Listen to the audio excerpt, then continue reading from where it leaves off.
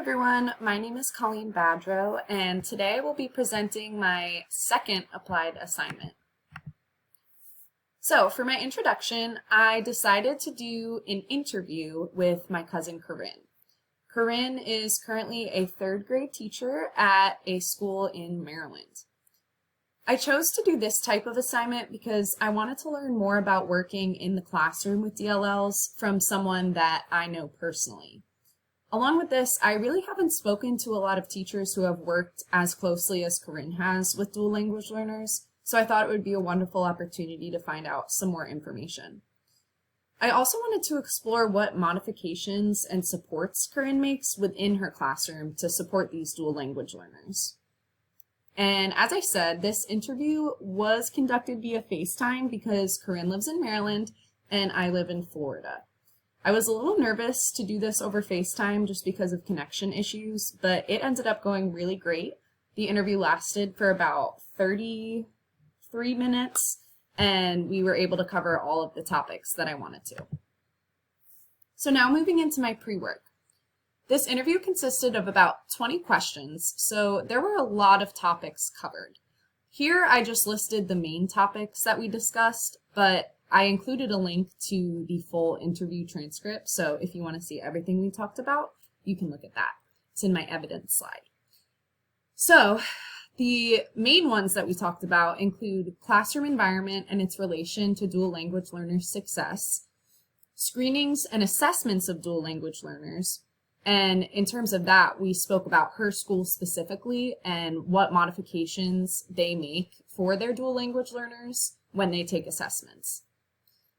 Next, educational success of dual language learners versus those students that only speak English. When we spoke about this, we were talking about her classroom in specific, which has about 20 kids.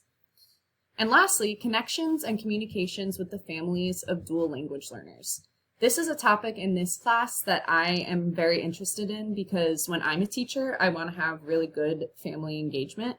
So I wanted to see what kind of family engagement Corinne participates in, and also how often she does it. So before going into this interview, I feel like I had a good amount of information about the topics that we spoke about, merely because I've taken a lot of courses in relation to these topics, and also the course that we're in now has taught me the bulk of this information. So these are just a few things that I knew before going into the interview. The first is that classroom environment has a large impact on how dual language learners feel within the classroom. And when the classroom is accepting and welcoming, they are more likely to thrive. And when I say accepting and welcoming, I am also referring to the classroom having their home language around the room, having different labels in their home language, things like that. Next, I knew that teachers working with dual language learners should make sure that they are communicating with the parents or caregivers of these dual language learners, preferably in their home language. So I think this varies depending on the dual language learner, but when I was talking to Corinne, she has 2 dual language learners whose parents do not speak English well at all. And then on the other hand, she has 2 dual language learners whose parents are very fluent in English. So she speaks to those parents that are very fluent in English, but those that are only really fluent in their home language, Corinne uses Google Translate, and she also uses her bilingual staff members to help her communicate with them, bridge that gap. And lastly, I also knew that screenings and assessments are sometimes not catered towards dual language learners' success. So moving on, I hope to learn more about how current teachers like Corinne make the dual language learners' experience amazing. I've read so many different things in all of the resources from this class about ways that teachers can make their experience better, and I really wanted to see firsthand how Corinne as a teacher is doing that for her DLLs. Lastly, I also wanted to see if there was anything Corinne thinks her school could be doing better. So I wanted her to be really open and honest with me and just explain if there's anything that she thinks that not necessarily her school is failing on, but where there might be some gaps that need to be bridged. So now I want to move into talking about some of the course materials that worked very well with my interview. The first one comes from Lesson 5, and it's creating environments that include students' home language and culture. This resource provides insight into how and why teachers should utilize DLL's home language and culture within the classroom. Corinne has 4 dual language learners in her classroom, and I wanted to use this resource to advocate for these students and push her to use their home language more. Corinne could also apply these tips to her own classroom and could even get other teachers to use children's home language more. I think that this article is really inspiring because it shows just how much of an impact something as simple as using a student's home language could be. Moving on, this resource is from Lesson 3, and it's called Connecting to Early Care and Education Family Engagement Tip Sheet. This resource does a great job of illustrating different ways teachers can make lasting and meaningful connections with students' families. Within this interview, Corinne and I will discuss family engagement, and this resource would be useful to bring up. The tips provided in this resource could also help Corinne close gaps in her family engagement and improve these connections. So a lot of these resources I was really looking at to either help me understand certain aspects or to kind of help Corinne move forward in her classroom and improve on things that she thinks need to get better. And the last course material I want to talk about is Practical and Proven Strategies for Teaching Dual Language Learners. And this comes from Lesson 6. This resource provides many best practices for teachers to use when working with DLLs. And it talks about observational assessments and discusses the importance of connecting with the families of DLLs. I wanted to use this resource as a guide throughout the interview to see which parts Corinne uses in the classroom, and also which parts she does not. Like the other 2 resources, this one could really help Corinne close any gaps that she has within her own classroom. So this is my evidence slide. As you can see, as I mentioned before, I have a link to the Google document that has the transcript of this interview. I think that it gives a lot more context to the things I'm talking about, and it's just a very comprehensive transcript of what we talked about. Along with this evidence to the right, you will see proof of the interview. We have our little text messages in the top, and yes, I text in all caps a lot, so I do apologize for that. And then I did also just include in the bottom here our outgoing call. So you can see it was 33 minutes. The interview didn't last very long, but we were able to get through all of the questions that I had, which was amazing. So now I want to move on to new learning. This interview showed me that all of the course materials in this class are easily applicable to a real classroom environment. Now, what I mean by this is sometimes Corinne would say something to me in her answer, and I would really just sit back and say, wow, this is what I'm learning in my class, and you are using it in your everyday life within your classroom.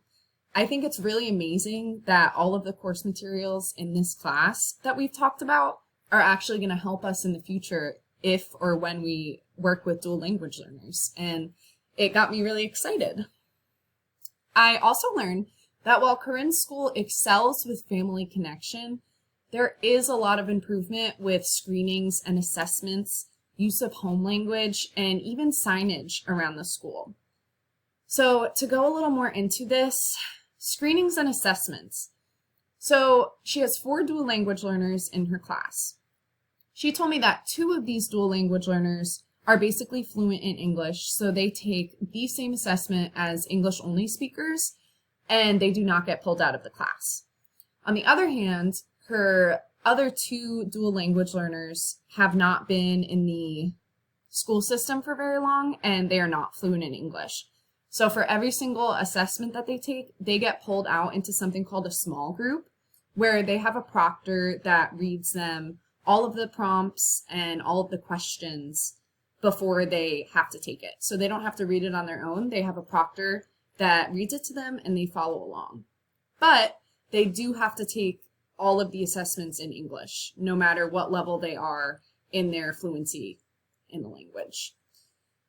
And when I talk about signage around the school, Corinne mentioned that she was a little shocked when she started at this school that there weren't more signs around in Spanish, because she said a large majority of the kids in this school speak primarily Spanish at home.